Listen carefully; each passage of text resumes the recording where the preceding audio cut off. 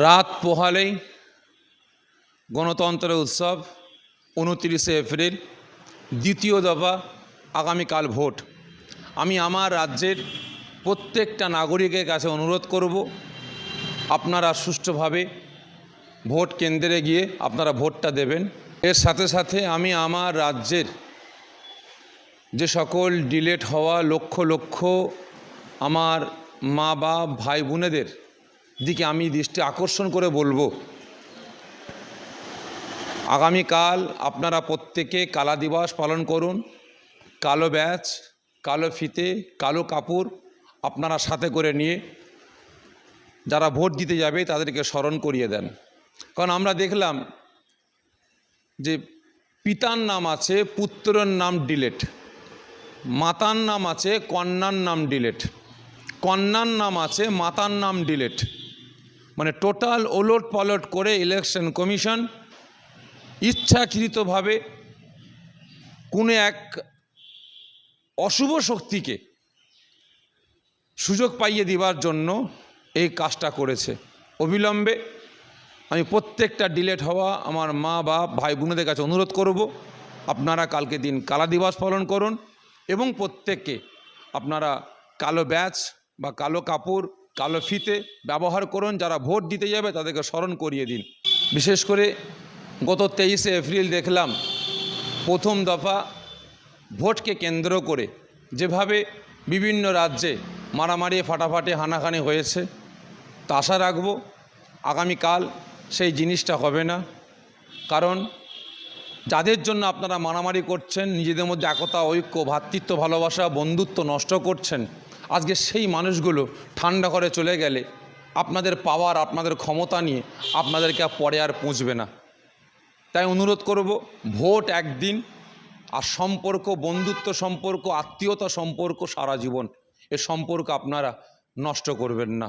আর বিশেষ করে আমি আমার রাজ্যের প্রত্যেকটা জনগণের কাছে আমি অনুরোধ করব, কারণ আমরা দেখছি বেশ কয়েক বছর ধরে যে একটা সাম্প্রদায়িক শক্তি আমার রাজ্যকে গ্রাস করার জন্য চারিদিক থেকে যেভাবে আক্রমণ শুরু করে দিয়েছে, আজকে আমরা আমি আমার কথা বলছি, আমি হতভম্ব হয়ে গেছি যে আজকে আমরা দেখছিটা কি।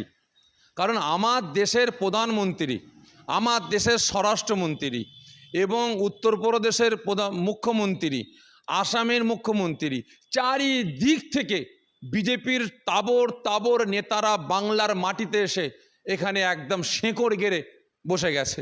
কারণ বাংলাকে ছিনিয়ে নেবে বলে, বাংলাকে গুজরাট বানাবে বলে, বাংলার হিন্দু মুসলমানের একতা, ঐক্য, ভ্রাতৃত্ব, ভালোবাসা ধ্বংস করবে বলে আজকে এ ব্যাটারা মসজিদ মন্দির করে রাজনীতি করে আজকে হিন্দু মুসলমানের একতা, ঐক্য, ভ্রাতৃত্ব, ভালোবাসা আজকে ধ্বংস করে বেড়াচ্ছে।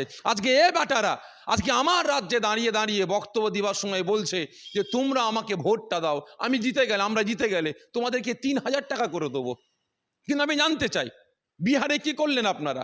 10,000 টাকা করে দিয়েছেন ইলেকশনের আগে, আবার তাদের কাছ থেকে টাকা চাইছেন যে টাকা ফেরত দাও। তা আমার রাজ্যে আজকে তারা দখল করতে আসছে, আমার রাজ্যকে তারা শেষ করার চক্রান্ত করছে, হিন্দু মুসলমানের ঐক্য নষ্ট করার চক্রান্ত করছে।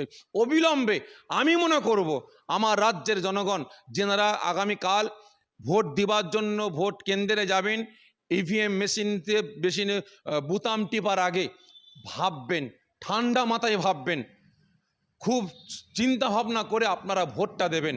বিশেষ করে আসিফার কথা খেয়াল রেখে, বিশেষ করে তাবরেজ আনসারির কথা খেয়াল করে, বিশেষ করে হিন্দু মুসলমানের একতা ঐক্যের কথা লক্ষ্য করে। যেমন নোটবন্দি করে আমার দেশের জনগণকে যেভাবে কাতারে দাঁড় করিয়েছিল, যেভাবে জিএসটির নাম করে আমার দেশের ক্ষুদ্র ব্যবসায়ীগুলোকে ধ্বংস করেছে, এগুলোকে মাথায় রাখতে হবে। এসআইআরের নাম করে লক্ষ লক্ষ আমার রাজ্যের মা বোনের বাপ ভাইদের ইজ্জতটাকে নষ্ট করেছে, তাদেরকে ডিভোটার বানিয়েছে, তাদেরকে অসম্মান করেছে। তাদের সম্মান ফিরিয়ে নিয়ে আসার জন্য এদের বিরুদ্ধে বোতামটা টিপতে হবে। তবে অনুরোধ করব, সকলে ভালো থাকবেন, সুস্থ থাকবেন, আগামীকাল ভালোভাবে ভোটটা আপনারা দেবেন। আর কাসেম সিদ্দিকির কথা বলছেন, কি বলবো বলেন ভাই, উনি তো নিজের বাড়ির ইজ্জত নিজে রক্ষা করতে পারেননি, নিজের বাড়ির ইজ্জত নিজে রক্ষা করতে পারেননি, উনি আমডাঙ্গার কি ইজ্জত রক্ষা করবেন? যে মানুষটা 100টা কথার মধ্যে 99টা কথা মিথ্যা বলে এবং শুধু মানে নিজের বুদ্ধিতে চলে না, উনি তো পরের বুদ্ধিতে চলাফেরা করে। রাতে লিখে দেয় বক্তব্য, সকালে উঠে তিনি বক্তব্য দেন। তাহলে নিশ্চয়ই তেনাকে কেউ সুশ্রী দিয়েছে যে পীর মহালের বিরুদ্ধে এই জিনিসগুলো বক্তব্য দেন, আপনি ভালো ভাইরাল হয়ে যাবেন, ভালো হাইলাইট হয়ে যাবেন।